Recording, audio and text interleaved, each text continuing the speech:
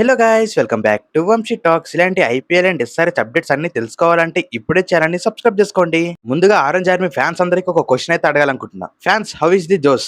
SRH team first match ఎలా గెలిచిందంటే pure domination తో మ్యాచ్ అయితే సింగిల్ హ్యాండెడ్లీ గెలిచింది.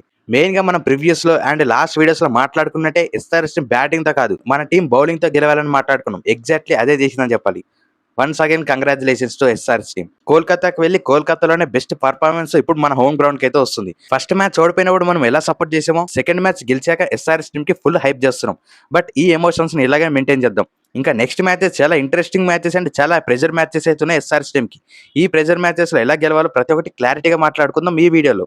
ఇంకా జస్ట్ ఈ వన్ డే తర్వాతనే ఎస్ఆర్హెచ్ వర్సెస్ ఎల్ఎస్జీ మ్యాచ్ అయితే ఉంది మన గ్రౌండ్ లోనే. సో ఈ మ్యాచ్ కోసం ఎలాంటి ప్లేయింగ్ లెవెన్ తో వస్తే better, and last match against KKR తో ఎలాంటి పాజిటివ్స్ ఉన్నాయి అండ్ ఎలాంటి నెగిటివ్స్ ఉన్నాయి, అండ్ మన గ్రౌండ్ పిచ్ కండిషన్స్ బట్టి ఎలాంటి ప్లేయర్స్ ప్లేయింగ్ లెవెన్ లో తెస్తే బెటర్ ఉంటుందో ప్రతి ఒక్కటి క్లారిటీగా అయితే మాట్లాడుకుందాం. ముందుగా కేకేఆర్ మ్యాచ్ లో ఏమైందో క్లారిటీగా చూసుకుంటే, ఫస్ట్ గానే ఎస్ఆర్హెచ్ టీమ్ ప్లేయింగ్ లెవెన్ లో ఒక చేంజ్ అయితే వచ్చింది. అదే శివంక్ కుమార్ ప్లానింగ్ అయితే వేరే లెవెల్ ఉందని చెప్పాలి మన డానియల్ విటర్ దగ్గర నుంచి. మెయిన్ గా మనం preview videos and SRH bowling performance వీడియోలు కూడా మాట్లాడుకున్నాం.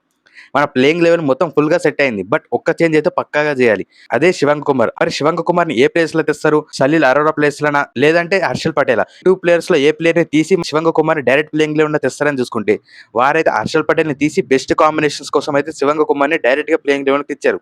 ఇదైతే బెస్ట్ మూవ్ అని చెప్పొచ్చు ఎస్ఆర్హెచ్ టీం నుంచి. తన రావడంతోనే లాస్ట్ ఫినిషింగ్ లో ఒక 4 కొట్టి బ్యాటింగ్ లో అండ్ బౌలింగ్ లో అండ్ ఫీల్డింగ్ లో కూడా మోర్ దెన్ 100% ఎఫర్ట్స్ ఇచ్చారు ప్రతి ఒక్క సిచ్యువేషన్స్ లో. మెయిన్ గా SRH team playing level combinations అయితే బాగా సెట్ అయ్యి, first match against Bengaluru Ishan Kishan కి ఏ బౌలర్ ని ఎప్పుడు యూజ్ చేయాలో క్లారిటీ అయితే రాలి. బట్ సెకండ్ మ్యాచ్ లో పర్ఫెక్ట్ బౌలింగ్ చేంజెస్ తో అదర్ కొట్టాడని చెప్పాలి ఇషాన్ కిషాన్ కూడా. ఇంకా ఇప్పటి నుంచి ఎస్ఆర్హెచ్ టీం ఆపడం చాలా కష్టమా. వాళ్ళ బౌలింగ్ సెట్ అయింది, వాళ్ళ బ్యాటింగ్ సెట్ అయింది, వాళ్ళ ఫీల్డింగ్ ఒక్కటి చూసుకుంటే మ్యాచెస్ ని ప్రతిసారి ఈజీగా గెలవచ్చు. సో ఒక్కసారి ఎస్ఆర్హెచ్ టీం బౌలింగ్ ఎలా వేసిందని చూసుకుంటే, శివంక్ కుమార్ దగ్గర నుంచి 4 ఓవర్స్, జయదేవ్ ఉన్నట్కాడ్ దగ్గర నుంచి 3 ఓవర్స్, ఇషాన్ మలింగ దగ్గర నుంచి 2 ఓవర్స్, హర్ష డూబే దగ్గర నుంచి 2 overs, and important thing Nitish Kumar Reddy దగ్గర నుంచి 2 ఓవర్స్ చూసాం ఓవరాల్ గా కేకేఆర్ మ్యాచ్ లో. ఇందులో నితీష్ కుమార్ రెడ్డి ఆఫ్టర్ 11 ఓవర్స్ తర్వాత వేసాడు కాబట్టి తన బౌలింగ్ కూడా చాలా ఇంపార్టెంట్ గా మారిపోయింది. ఇప్పుడు ఎస్ఆర్హెచ్ టీం అయితే క్లారిటీ వచ్చింది. నితీష్ కుమార్ రెడ్డిని పవర్ ప్లే లో కాదు, ఆఫ్టర్ 10 ఓవర్స్ బాల్ హోల్డ్ అయిన తర్వాత తను వస్తే మ్యాచ్ అయితే వేరే లెవెల్ కి తీసుకెళ్తాడని. మరి నెగిటివ్స్ ఏమైనా ఉన్నాయని చూసుకుంటే 2 నెగిటివ్ పాయింట్స్ అయితే కనిపించాయి నాకు.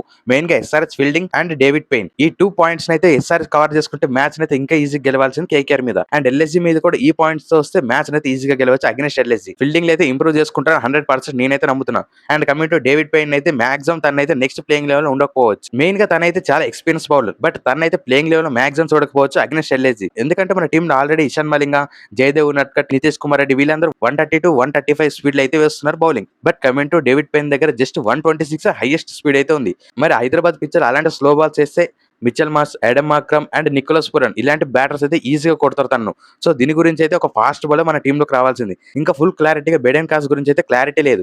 బట్ తనైతే ప్లేయింగ్ లెవెల్ లో డేవిడ్ పెయిన్ ని రీప్లేస్ చేస్తే వేరే లెవెల్ బౌలింగ్ అవుతుంది మనది. ఈ ఒక్క చేంజెస్ ఎస్ఆర్ఎస్ టీం వస్తే సెట్ ఉంటుంది. మరి సలీల్ అరోరా ఆల్రెడీ 2 మ్యాచెస్ లో కూడా ఫెయిల్ అయ్యాడు కదంటే మరొక ఛాన్స్ అయితే వచ్చి తనకి. ఎందుకంటే ఎస్ఆర్ఎస్ ప్రాక్టీస్ మ్యాచ్ లో ఇదే గ్రౌండ్ లో తను ఆడాడు కాబట్టి, అక్కడ 2 ప్రాక్టీస్ మ్యాచ్ లో కూడా వితిన్ 15 బాల్స్ లో హాఫ్ సెంచరీ కొట్టాడు కాబట్టి ఆ పాజిటివ్ అయితే తనకు ఉంటుంది. కాబట్టి ఆ కాన్ఫిడెన్స్ తోనే తనైతే ప్లేయింగ్ లెవెల్ లో పెడతారు ఎస్ఆర్ఎస్ మేనేజ్మెంట్. ఓకే, మన ఎస్ఆర్ఎస్ బ్యాటింగ్ లో Travis head, Abhishek Sharma, Ishan Kishan, Klaasen, Nitish Kumar Reddy, Aniket Varma ఈ ప్రతి ఒక్క బ్యాటర్ కూడా ప్రూవ్ చేసుకున్నారు ఫస్ట్ 2 మ్యాచెస్ లోనే తన బ్యాటింగ్ తో. ఒక సలీల్ అరోరా కూడా ఈ మ్యాచ్ లో అదర్ కొడితే తను కూడా ప్లేయింగ్ లెవెల్ లో ఫిక్స్ అవుతాడు. మరి లివింగ్ స్టోన్ మనం చూడవా అంటే ప్యాట్ కమిన్స్ వచ్చినంత లోపు తనకైతే ఒక ఛాన్స్ ఇవ్వాల్సింది. Already class and Travis head, Ishan Malinga maximum fix అయిపోయారు మన ప్లేయింగ్ లెవెల్ లో. ఒక్కసారి ప్యాట్ కమిన్స్ రాకముందే లివింగ్ స్టోన్ కి అయితే ఛాన్స్ ఇవ్వాలి. బట్ ఈ మ్యాచ్ లో లివింగ్ స్టోన్ కి ఛాన్స్ వస్తుందా అంటే డౌటే. Already Shivang Kumar and Harsha Dubey best bowling చేస్తున్నారు కాబట్టి థర్డ్ స్పిన్నర్ మన హైదరాబాద్ పిచ్ లో అయితే అవసరం లేదు. మరి నెక్స్ట్ మ్యాచ్ పంజాబ్ తో ఉంది కాబట్టి ఆ మ్యాచ్ లో తనకైతే ఛాన్స్ దొరుకుతుందని నేనైతే అనుకుంటున్నా. ఇలా ఎస్ఆర్ఎస్ టీం బెస్ట్ చేంజెస్ తో వస్తే మ్యాచ్ ని అగెన్స్ట్ ఎల్ఎస్జీ అయితే ఈజీగా గెలవచ్చు. ఎంతమంది ఈ మ్యాచ్ కోసం ఎదురు చూస్తున్నారో కింద కామెంట్ చేయండి.